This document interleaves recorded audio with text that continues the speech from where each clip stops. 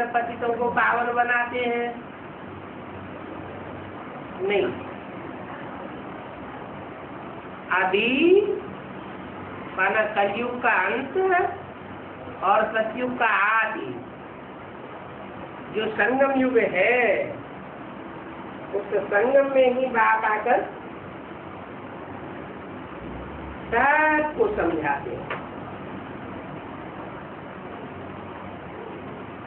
सिखाते हैं। संगम युग पर जबकि दुनिया बदल रही है,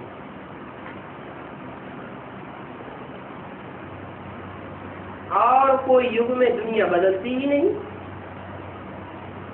नीचे ही गिरती जाती है, और अभी तो विनाश सामने खड़ा है। दुनिया के बदल जाने का मूल कारण क्या? सारी दुनिया का विनाश होना है। अभी हम देवता बन रहे हैं, हम देवता बन रहे हैं तो हमारा विनाश क्या हुआ? सारी दुनिया का विनाश होता है तो हमारा भी होना चाहिए। सारी दुनिया पलटती है,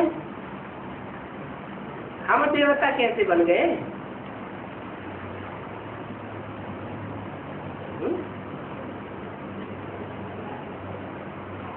क्योंकि जो श्रीमत पर चलते हैं, बाप को पहचानते हैं, बाप की मत पर चलते हैं, उनका विनाश नहीं हो सकता। बाबा कितना सहज करके बतलाते हैं, परंतु बहुतों की ये धारणा ही नहीं होती है। क्यों नहीं होती है धारणा? बुद्धि में कोई को धारणा होती है, कोई को नहीं होती है। इसका कारण क्या है? धारणावान बुद्धि नहीं है, और कोई की इतनी धारणावान बुद्धि है कि अंत में ज्ञान में आते हैं, खुद भी धारण करते हैं, और हजारों लाखों को धारण कराने के निमित्त बन जाते हैं। क्या कारण हुआ?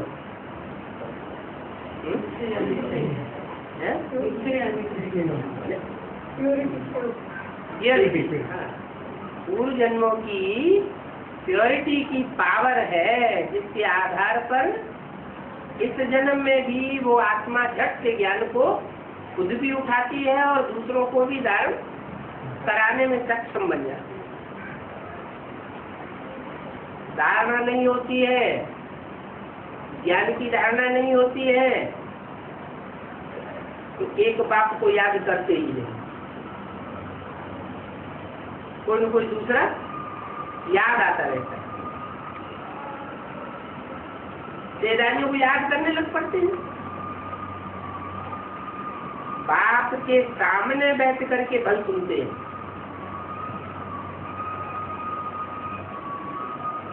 परंतु एक रस होकर के नहीं सुनते।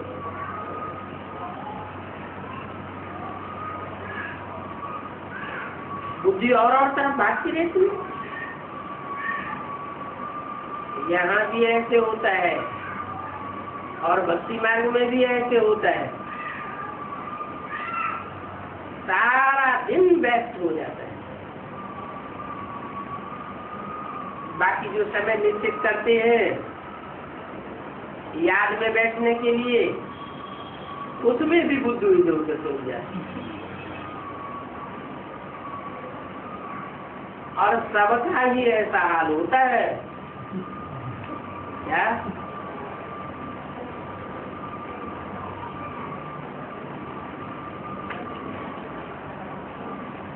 माया है ना, कोई को छोड़ती नहीं है। कोई फिर बैठे बैठे ध्यान में चले जाते, ध्यान में चले गए तो भी याद से बुद्धि हट जाती है, क्योंकि वो समय भी यूं ही चला गया। ध्यान में जाने से कोई फायदा होता नहीं, अल्पकाल की खुशी मिल जाती है, कमाई तो कुछ भी नहीं हुई। बाप कहते हैं याद में रहो,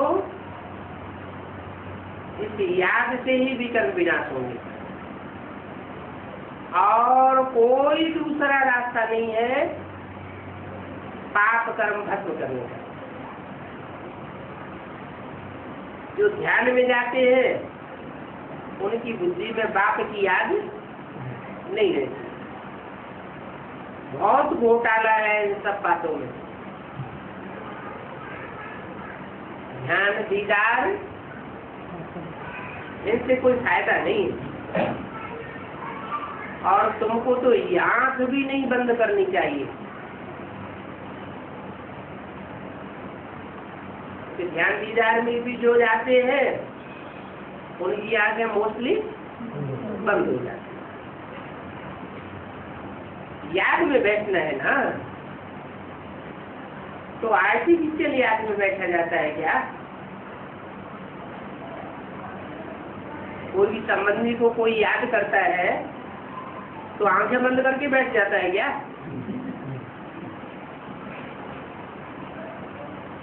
वो तो आर्टिफिशियल याद हो गई।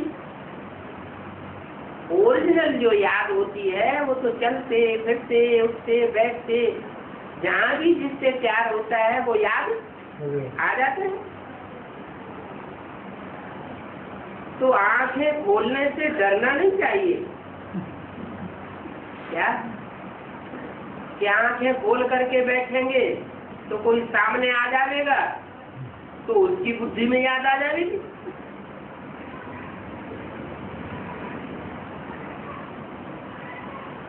डर कब लगता है?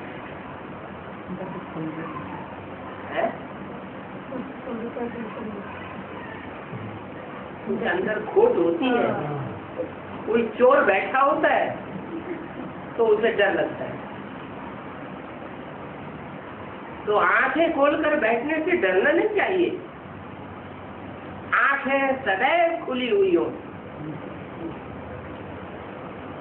और बुद्धि में मासूकी याद रहे। अगर आंखें बंद की तो जैसे गोया अंधा हो गया।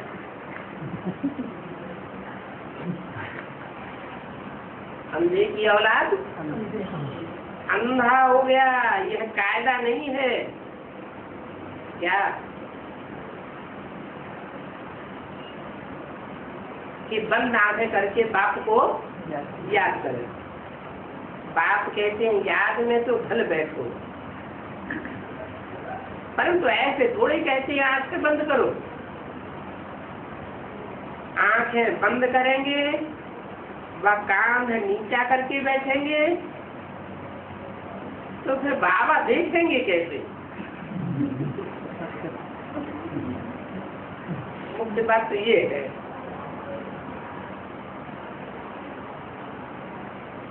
याद में बैठना है तो आंखें खुली हुई हो तो बाप भी बच्चों को देखेंगे। माना दृष्टि जो दृष्टि सुधारने वाली है, दृष्टि से दृष्टि बनती भी है और दृष्टि से दृष्टि बिगड़ती भी है। श्रेष्ठ से श्रेष्ठ बाप की दृष्टि से दृष्टि सुधरती है और देहधारियों की दृष्टि से दृष्टि बिगड़ती है। एक निराकार बाप गाया हुआ है और हर धर्म में उसकी मान्यता है, लेकिन वो निराकार का अर्थ गलत लगा लेते हैं। क्या वो समझते हैं बिंदी, जिसका कोई आकार प्रकार नहीं होता, लंबाई चौड़ाई नहीं होती।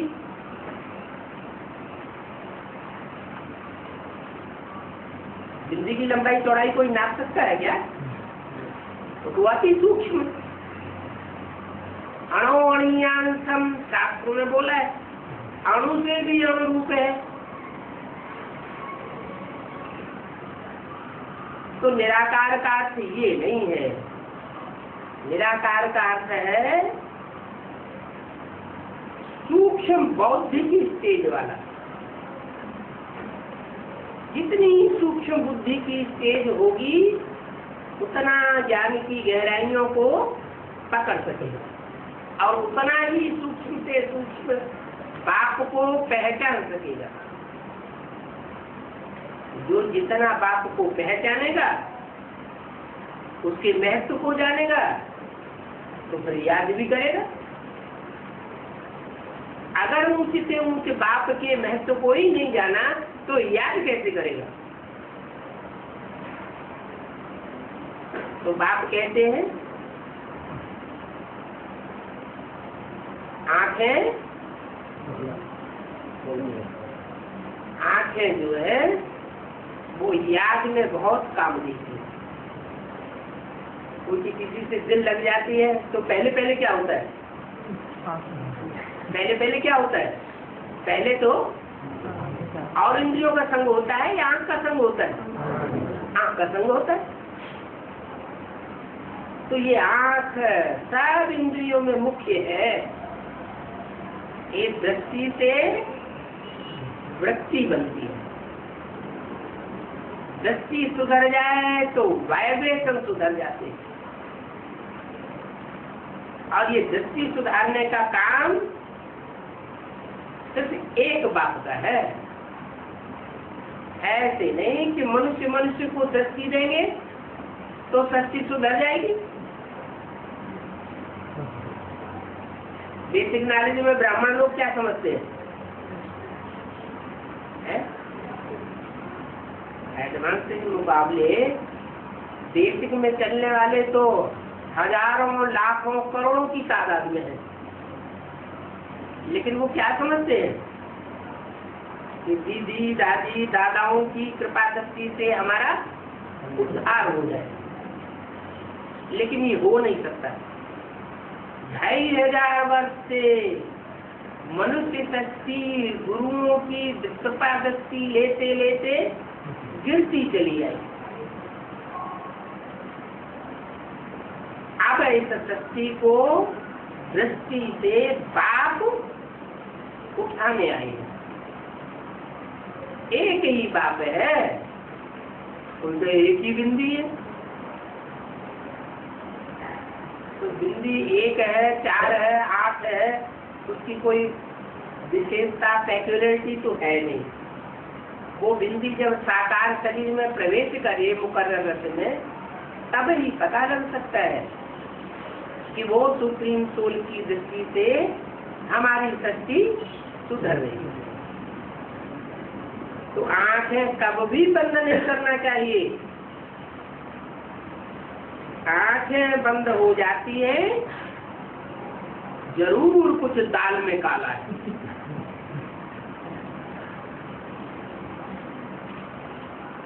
और कोई याद करते होंगे। बाप तो कहते हैं अगर तुमने और कोई को याद किया तो तुम सच्चे आस्तिक नहीं हो।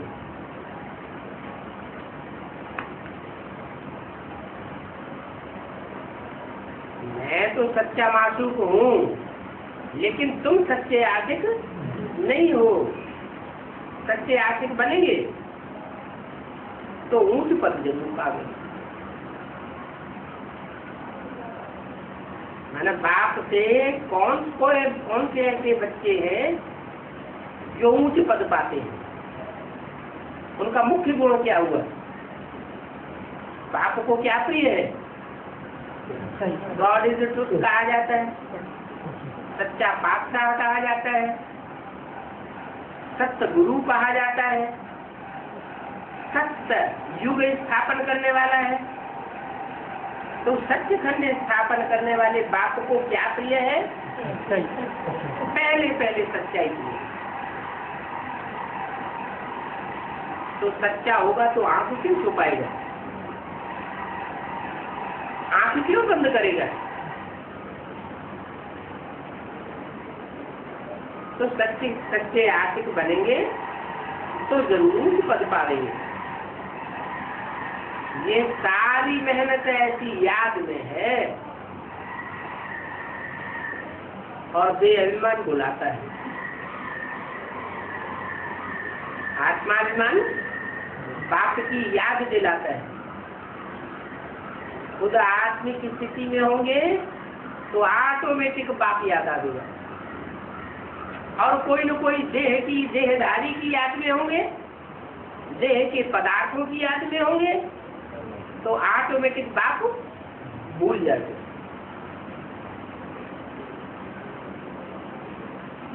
देह अभिमान में रहते हैं तो फिर बुद्धि धक्के खाती रहती।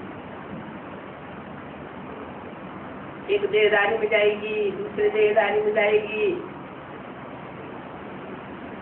देह के एक पदार्थ में जाएगी, दूसरे पदार्थ में जाएगी, और देहधारियों के साथ देहधारियों का स्थान भी लगा हुआ। एक तीर्थ स्थान में जाएगी, दूसरे तीर्थ स्थान में जाएगी, मंदिर मस्जिद ठिकानों में बुद्धि भागती है, धक्के खाते रहते। तो मुख्य बात है आत्मिक स्थिति में रहना, आंखें खुली रखना और बाप को याद करना। फिर बहुत मीठा भी बनना है, इतना मीठा बने जो वातावरण खुशनुमा हो जाए। नहीं तो मुख से कोई कड़वा वचन निकलता है, कोई को टेढ़ी दृष्टि से देखते हैं तो वातावरण खराब हो जाता है।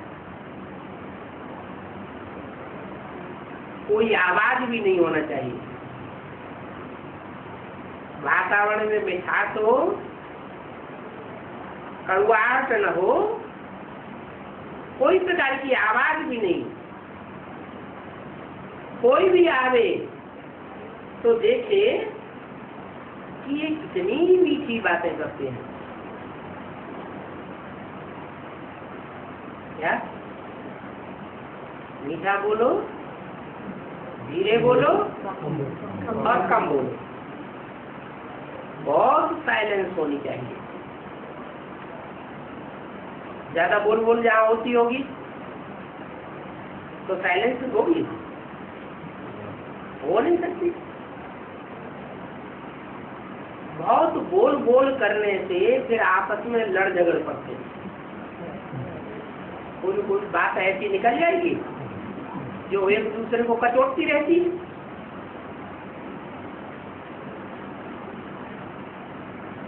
लड़ना झगड़ना नहीं है, नहीं तो जैसे कि बाप टीचर गुरु तीनों की निंदा कराते हैं। तीन बुरी निंदा के पाप के भागीदार बन जाते हैं। फिर ऐसों का पद क्या बनेगा? बहुत कम पद पावेंगे।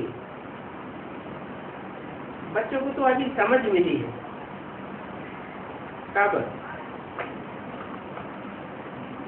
अभी समझ मिली है। पहले 63 जन्मों में तो समझ थी ही नहीं। अभी माने संगम युग पर समझ मिली है। बाप कहते हैं हम तुमको पढ़ाते हैं। क्या ये क्यों नहीं कहा मैं तुमको पढ़ाता हूँ? हम क्यों कहा? हम इसलिए कहा कि चाहे बेसिक नॉलेज के बतौर पढ़ावे, चाहे एडवांस नॉलेज के बतौर पढ़ावे, कोई न कोई साकार शरीरधारी का आधार तो लेना ही पड़ता है। तो एक बिंदी नहीं पढ़ा सकती, उनको आधार लेना पड़ता है। तो हम तुमको पढ़ाते हैं ऊंच पद पाने के लिए। तो हम के अंदर जो जो आत्माएं आती हैं वो आत्माएं फिर ऊंच नंबरवार ऊंच होनी चाहिए या नहीं होनी चाहिए? नंबरवार ऊंच हो गई। उनसे ऊंच और कोई हो नहीं सकता। ऊंच से ऊंचे सेवक, उसके बाद बाप मनुष्य सृष्टि का, उसके बाद है कृष्ण बच्चा, जो इस सृष्टि का पहला पत्ता है, वो भी ऊंचा अनुभवी। तो हम तुमको पढ़ाता हूँ ऊंच पद पाने के लिए, तो ऐसी पढ़ाई पढ़ करके फिर औरों को पढ़ाना क्या? वो तो पूरी पढ़ाई पढ़ नहीं पाए, अधूरी पढ़ाई रह गई और दूसरों को पढ़ाना शुरू कर दिया। जैसे कि बेसिक नॉलेज हो गई, खुद भी समझ सकते हो कि हम तो कोई को सुनाए नहीं सकता हूँ। जब कोई को सुनाए ही नहीं सकता हूँ तो ऊंच पद क्या पाऊंगा? है ना? ऊंच पद पाने का सारा मदार किस बात पर ठहरा? दूसरों की जितनी सेवा करेंगे उतना ऊंच पद बन सकेगा। अगर प्रजा नहीं बना देंगे तो फिर क्या बनेंगे? कोई राजा हो और उसकी कोई प्रजा हो ही नहीं, तो क्या कहा जाएगा? ये राजा किसके ऊपर राजाई करता है?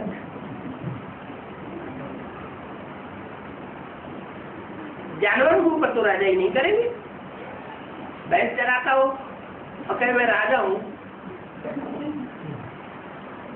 नहीं, आप समान बनाना है।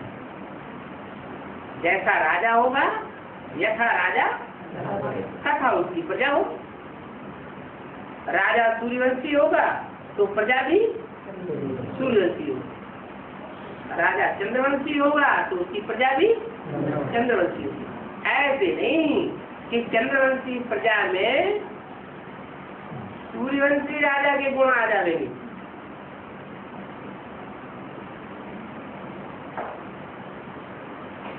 तो योग नहीं, ज्ञान नहीं, तो जरूर ऐसों को जो पढ़े हुए हैं उनके आगे भरी धोनी पड़ेगी। इनके आगे जिनमें न ज्ञान होगा और जिनमें न योग होगा। योग माना लगाओ, कितने प्रीति लगन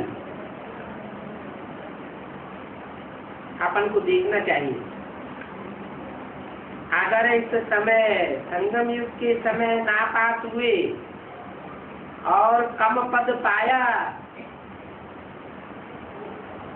तो कल्प कल्प का पद भ्रष्ट हो जाएगा। एक जन्म की बात नहीं, एक युग की बात नहीं, पूरे एक कल्प की भी बात नहीं, हर कल्प कल्प ऐसे ही कम पद पाते रहे। बाप का तो काम है समझाना, नहीं समझेंगे, नहीं ध्यान देंगे तो अपना ही पद भ्रष्ट करेंगे। कैसे कैसे किसको समझाना चाहिए वो भी बाबा समझाते रहते हैं। जितना ही थोड़ा बोलेंगे, याद में रह करके बोलेंगे,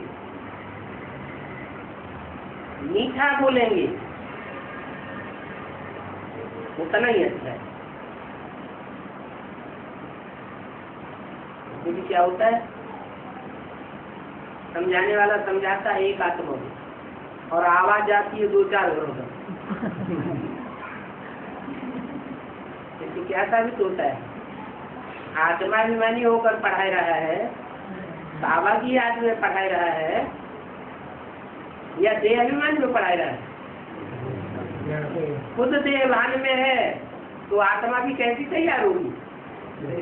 ऐसी आत्मा तैयार होगी जो कहे बहन जी हम क्या करें, हमारी तो जोर से बोलने की आदत ही है, आप बुरा मत मानो।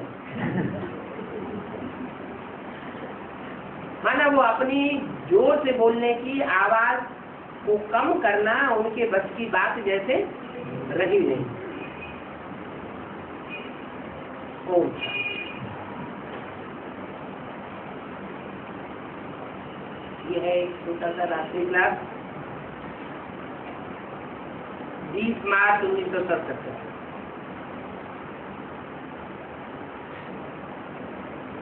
मूल बात है ही बाप को याद करना। सब्जेक्ट तो 4 है ईश्वरीय ज्ञान की। ज्ञान बहुत ज्ञान सुनते हैं, सुनाते हैं। बाबा भी आकर के कितना ज्ञान सुनाते हैं। कहते हैं जब तक जीना है तब तक जीना है। और ज्ञान जो सुनते हैं उसको धारण भी करना है। ज्ञान की धारणा होगी तो दिव्य गुणों की भी धारणा होगी, और जो ईश्वरीय शक्तियां मिलती हैं वो भी धारणा बनी रहेंगी। तो धारणा भी एक सब्जेक्ट है। जो ज्ञान देते हैं, जो धारणाएं करते हैं, उनको फिर दूसरों तक पहुंचाना, दूसरों को भी आप समान बनाना, ये फिर है सेवा का सब्जेक्ट। ज्ञान, धारणा और सेवा, ये 3 सब्जेक्ट तो है ही है, लेकिन इन तीनों में सबसे मुख्य है याद। क्यों इतना महत्व याद को क्यों दे दिया? क्योंकि ज्ञान सुनना सुनाना वाचा की सेवा है।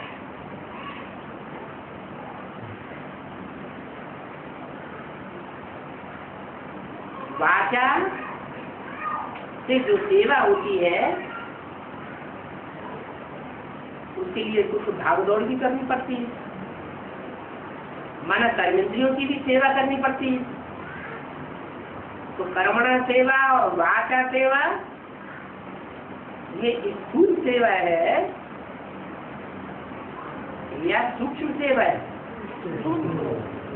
वाचा भी स्थूल है, कर्मेंद्रियां भी स्थूल है। स्थूल में ज्यादा ताकत होती है या सूक्ष्म में ज्यादा ताकत होती है? सूक्ष्म में ज्यादा ताकत होती है। एटम बम बनता है, इतना एटम सूक्ष्म होता है तो कितनी ताकत होती है।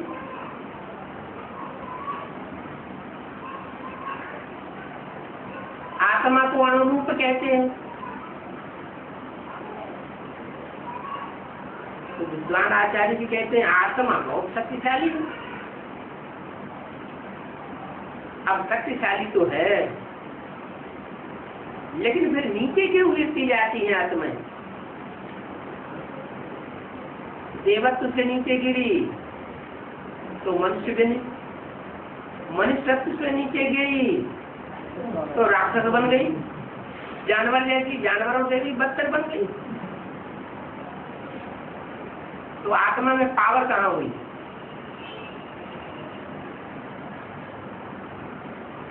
आत्मा जो है वो देह के तंग करने से देह समझ बैठी। तो मन बुद्धि रूपी आत्मा स्थूल बन गई, सूक्ष्म शक्ति समाप्त हो गई, तो पावर नहीं रहती। कितने साल हो गए बेसिक नॉलेज चलते चलते? 70 साल हो गए। दुनिया में कोई परिवर्तन हुआ? कहीं कोई परिवर्तन दिखाई पड़ता है? ब्राह्मणों की दुनिया के अंदर ही परिवर्तन दिखाई पड़ता है? नहीं। कारण क्या हुआ? क्या कारण हुआ है? जो आत्मिक स्थिति है वो अभी तक भी पक्की नहीं हुई। सर्विस भी करते हैं तो देवभान की सर्विस करते हैं। बात आगे जो पंडित बन जाते हैं उन्हें बड़ा अहंकार आ जाता है,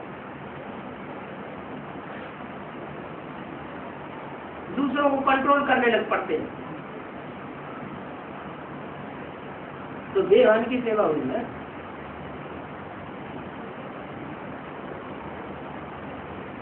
बाबा आके कहते हैं मैं ओबीडिएंट सर्वेंट बन करके आया हुआ हूँ, और बच्चे एक दूसरे को कंट्रोल करना शुरू कर देते हैं।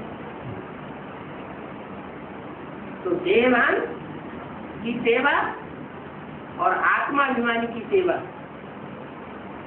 उसमें बड़ा भारी फर्क हो जाता है। इसलिए बोला कि याद सबसे बड़ा सत्य है।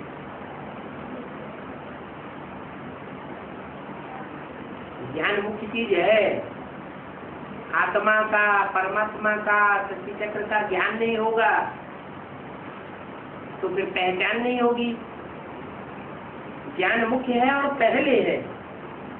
क्या मुख्य चीज है और पहली चीज है, बेसिक चीज है, लेकिन एवर लास्टिंग चीज नहीं। आखिरी में एवर लास्टिंग ताकत कौन सी हुई? याद। और अंत में क्या रह जाएगा? याद ही रह जाएगा, तंत्र रह जाएगा। अंत में ज्यादा ताकत होती है, सार में ज्यादा ताकत होती है, या विस्तार में ज्यादा ताकत होती है? ज्ञान का हो जाता है बहुत विस्तार। कितना विस्तार बताया? दुनिया के जितने भी जंगल हैं उन सब की कलम बनाओ, और जितना भी सागर में पानी है उसकी स्याही बनाओ, तो भी ज्ञान छूटेगा नहीं। इतना ज्ञान का विस्तार।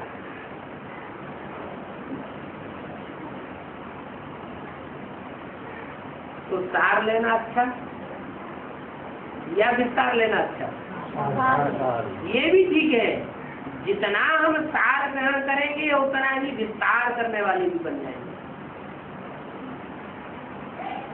बीज सार है और झाड़ विस्तार। बरगद का बीज कितना छोटा होता है और झाड़ कितना बड़ा हो जाता है। जितना सूक्ष्म बीज उतना बड़ा झाड़ बन जाता है। तो मूल बात हुई कि जितना हम आत्माभिमानी बनेंगे, आत्मिक स्थिति की प्रैक्टिस करेंगे, सूक्ष्म आत्मिक स्थिति में टिकेंगे, उतना ही सूक्ष्म बाप के नजदीक पहुंचेंगे। और जितना ही सूक्ष्म बाप के नजदीक पहुंचेंगे उतना ही हम उसको पहचानेंगे। ऐसे नहीं तो कोई ज्ञान ज्यादा सुनता है, ज्यादा ज्ञान सुनाता है तो बड़ा भारी ज्ञानी हो गया, इतना ज्ञानी हो गया तो संसार में बाप को प्रत्यक्ष कर सकता है? नहीं। ब्राह्मणों की वैदिक दुनिया में सबसे ज्यादा ज्ञानी कौन माना जाता था? जगदीश भाई बहुत ज्ञानी माने जाते थे। फिर जब शरीर छोड़ा तो अंत में क्या कह के गए?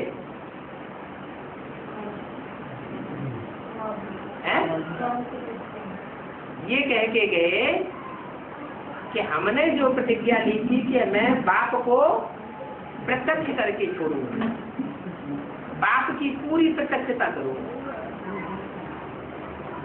इस बात में मैं फेल हो गया, मैं बाप को प्रत्यक्ष नहीं कर सकता।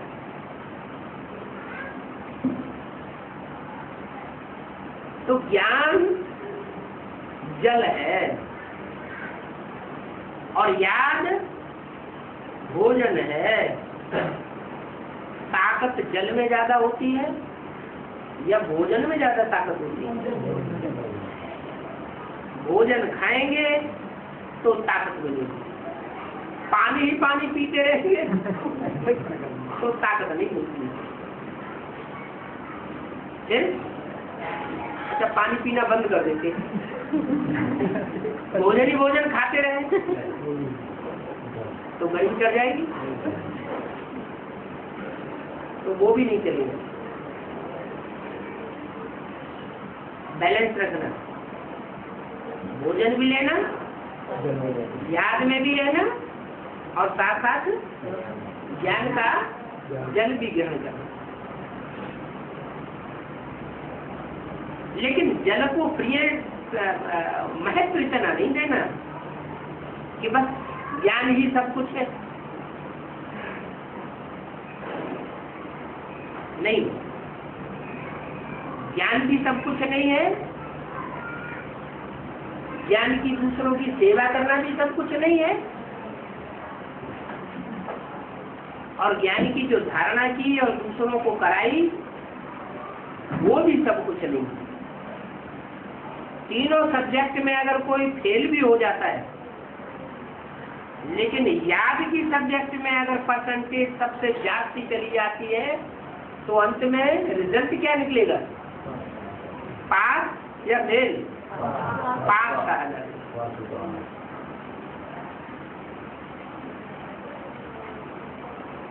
तो याद का इतना महत्व है, मूल बात है बाप को याद करना। ज्ञान तो साधन है, क्या याद करने का। ज्ञान होगा तो याद होगी, ज्ञान नहीं होगा तो याद नहीं होगी। तो साधन को देखना है, या जिस साध्य पर, जिस लक्ष्य पर हमको पहुंचना है वो देखना है।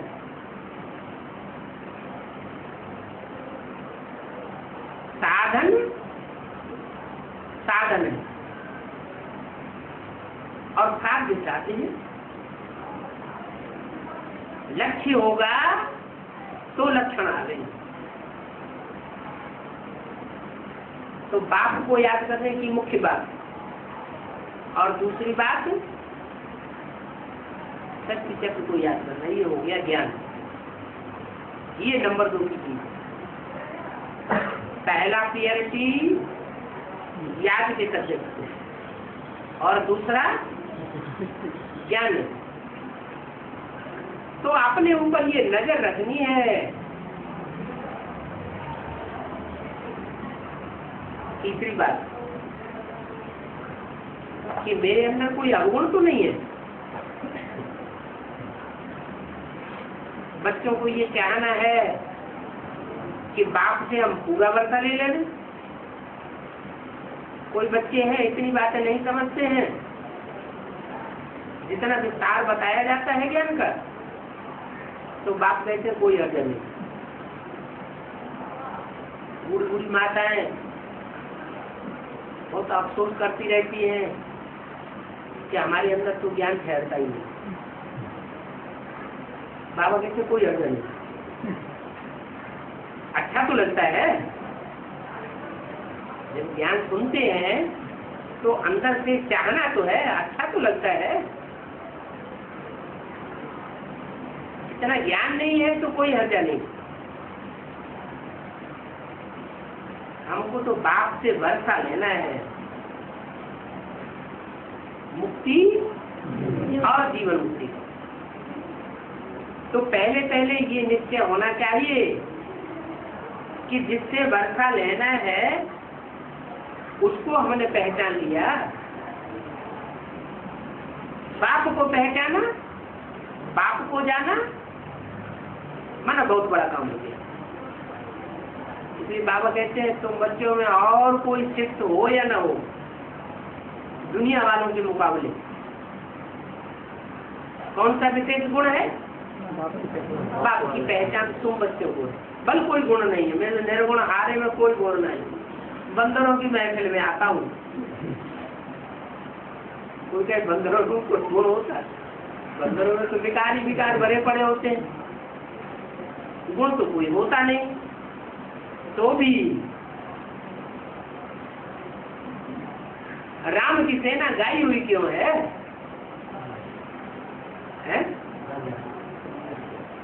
क्योंकि उन बंदरों ने ही बाप को पहचाना और दुनिया ने बाप को नहीं पहचाना। तो बाप से पूरा वर्षा लेना चाहिए। बाप आया हुआ है वर्षा देने के लिए, और ये बेहद का बाप तो सबका बाप है। क्या ऐसे नहीं कि अंधे लूले लगड़े काने कोड़ी कुब्जे हैं उनका बाप नहीं है, दुष्ट है उनका बाप नहीं है, देवताओं का ही बाप है नहीं। इस बाप की स्थिति क्या है? ये सबका बाप है, राक्षसों का भी बाप है और देवात्माओं का भी बाप है। बाप ने ही आकर के पहले पहले ब्रह्मा कुमार कुमारियों को रचा है।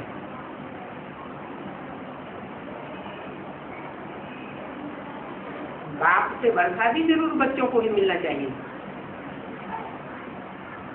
है? इनको दुनिया वालों को नहीं। जो बाप के बच्चे बने, जिन्होंने बाप को पहचाना, उन बच्चों को बाप का वर्षा मिलना चाहिए, मिलना भी है। और वर्षा मिलना है स्वर्ग का। कौन सा? स्वर्ग का वर्षा मिलना है? क्यों? वर्षा नरक का नहीं होता और आप कलयुग में सुख नहीं होता क्या? है? नहीं होता, सुख होता नहीं। कैसे? आज की दुनिया में कोई कहो स्वर्ग चलोगे, नारद जी स्वर्ग से जाके कैसे रहते हैं? चलो वैकुंठ, चलो वैकुंठ, कोई जाता है? क्यों?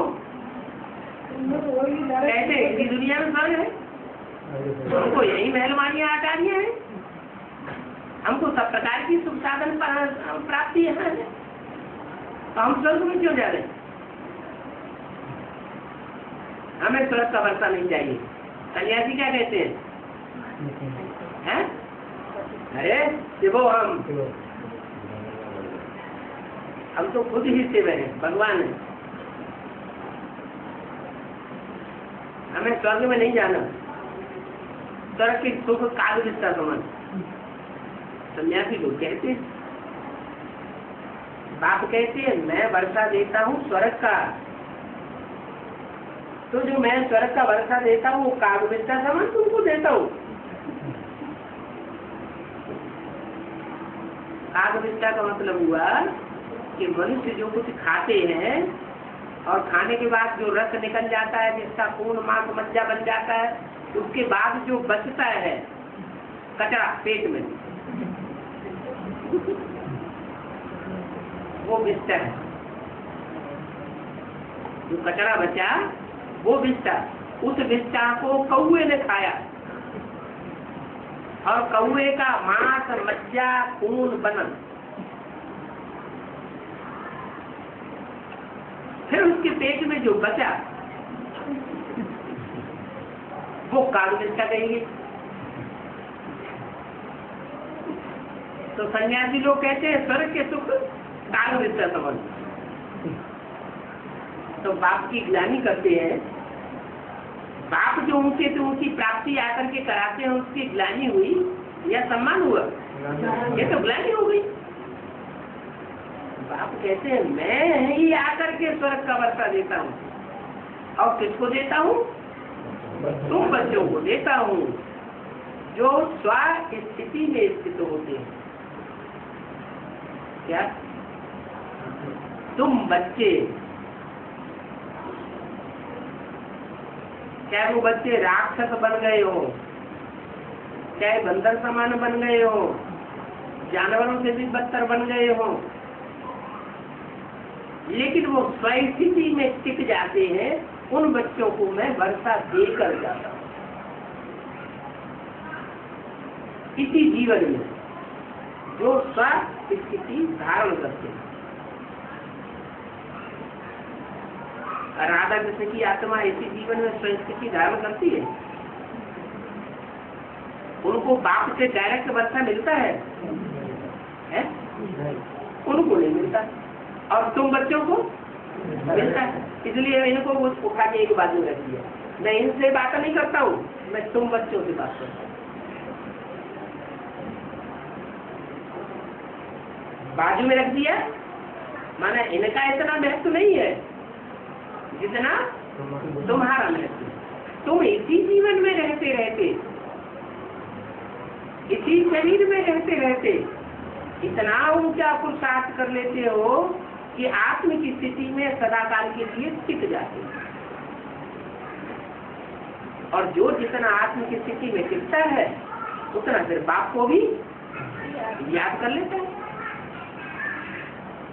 तो बोला बाप से ही बच्चों को वर्षा मिलना और स्वर्ग का वर्षा मिलना है।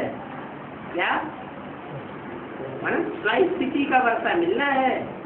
देवताएं जो भी होंगे 2500 साल 21 जन्म, वो कौन सी स्थिति में रहेंगे? स्व स्थिति में रहेंगे। तो ये स्व स्थिति का 21 जन्म का वर्षा देता हूँ, उसे कहा जाता है स्वर्ग। हिंदू हो, मुसलमान हो, सिख हो, ईसाई हो, सब स्वर्ग को मानते हैं। मुसलमानों में जन्नत कहते हैं, अंग्रेजों में पैराडाइज कहते हैं। मान्यता तो है ना।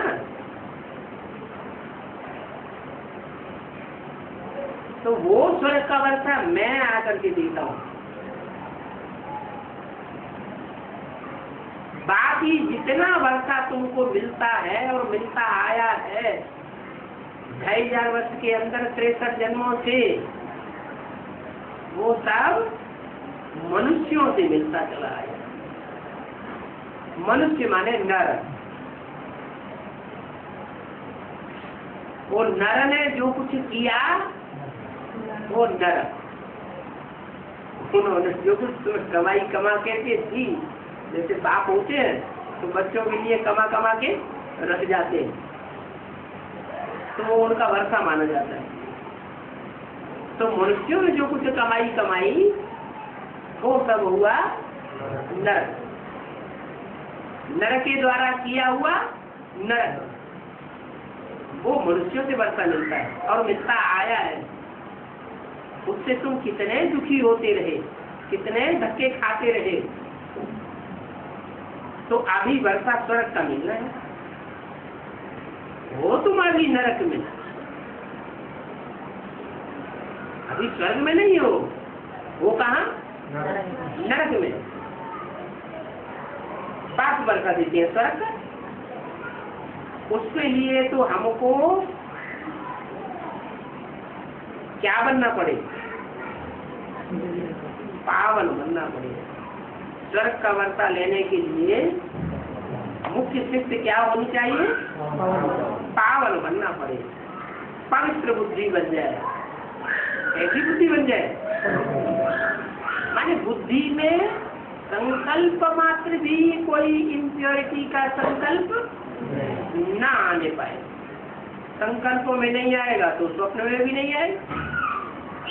स्वप्न में नहीं आएगा तो फिर स्वप्न का कोई दोष भी नहीं होगा। स्वप्न दोष नहीं होगा तो पतितपना भी शक्ति का शक्तिपात नहीं होगा। शक्ति शिव की शक्ति है, आत्मा स्वयं शक्ति स्वरूप है। लेकिन कब? जब मन बुद्धि रूपी आत्मा इतनी पवित्र बन जाए। बाप डायरेक्शन देते हैं कि तुम मुझे याद करोगे तो तुम्हारे पाप भस्म हो जाते हैं। है ना? जैसे को याद करेंगे वैसे ही बन जाएंगे। बाप में इम्प्योरिटी का लेस मात्र भी नहीं है। क्यों नहीं है? क्योंकि वो सुख भी नहीं भोगता और सुख भी नहीं भोगता। देह से ही सुख मिलता है, देह से ही दुख मिलता है। देह के पदार्थों से सुख मिलता है। बाप न देह के सुख भोगता है न दुख भोगता है, इसलिए सुख दुख से परे है। वो सुख दुख से परे रहने के कारण एवर प्योर है। वो एवर प्योर आकर के हमको प्योरिटी की पढ़ाई पढ़ा रहा है। क्या पढ़ाई है मुख्य? मुझे याद करो, किसको याद करो? बिंदी को। बिंदी को याद नहीं, मैं बिंदु शिव जिस मुकर्रर रथ में आकर प्रवेश करके पढ़ाई पढ़ाता हूँ, तुमको पवित्र बनाता हूँ। क्या पवित्र बनाने के लिए संग का रंग चाहिए या नहीं चाहिए? संग का रंग चाहिए। 63 जन्म पतित बने तो कैसे बने? दुष्टों के, विरनियों के, विदेशियों के संग के रंग में आकर हम नीचे गिरे। अनेकों के संग के रंग में आकर नीचे गिरे। अब क्या करना है? अब उल्टा करना है। अब अनेकों को छोड़ एक की याद रखना, ऐसी प्रैक्टिस करनी है। वो एक एवर प्योर है। इसका मतलब ये नहीं कि बिंदी एवर प्योर है। बिंदी का एवर प्योर होना और बिंदी का एवर इम्प्योर होना ये कोई मतलब नहीं रखता। एवर प्योर तभी साबित होगा जब शरीर के द्वारा ऐसे कोई कर्म करके दिखावे जो कर्म पूजे जावे। ये बताऊं कि सब इंद्रियां पूजी जाती हैं।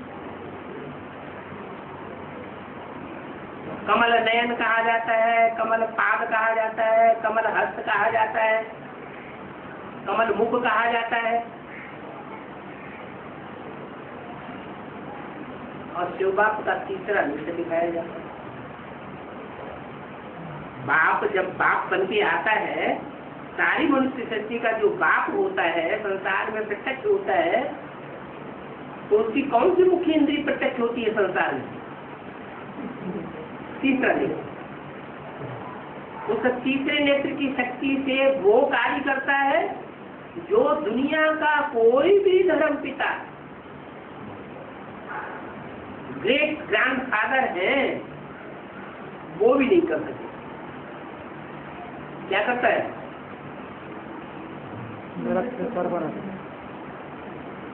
जब तक ये दुष्ट दुनिया खलास नहीं होगी, पुरानी दुनिया नष्ट नहीं होगी, तब तक संसार में स्वर्ग की प्रत्यक्षता का कोई मतलब नहीं हो सकता। तो पुरानी दुनिया का ध्वंस करने का कार्य वो तीसरा नित्य करता है।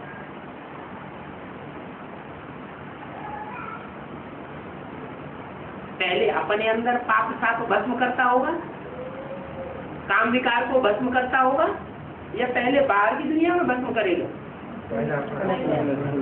जो अपने नहीं कर सकेगा वो दूसरों के भी नहीं कर सकता। उसका संग का रंग लगेगा ही। दृष्टि के संग का रंग उसी का लग सकता है जिसकी दृष्टि खुद पावन बनी हुई। तो वो सुप्रीम सोल जिस मुकर्रर रथ में आकर के प्रवेश करता है, उस मुकर्रर रथ के द्वारा दृष्टि से सारी दृष्टि को सुधारता है, सारी दुनिया का वाइब्रेशन सुधर जाता है। लेकिन किनका वाइब्रेशन सुधरेगा, किनका जन्म जन्मांतर सुधरेगा, किनका नहीं सुधरेगा, किनका जल्दी सुधरेगा और किनका देर में सुधरेगा।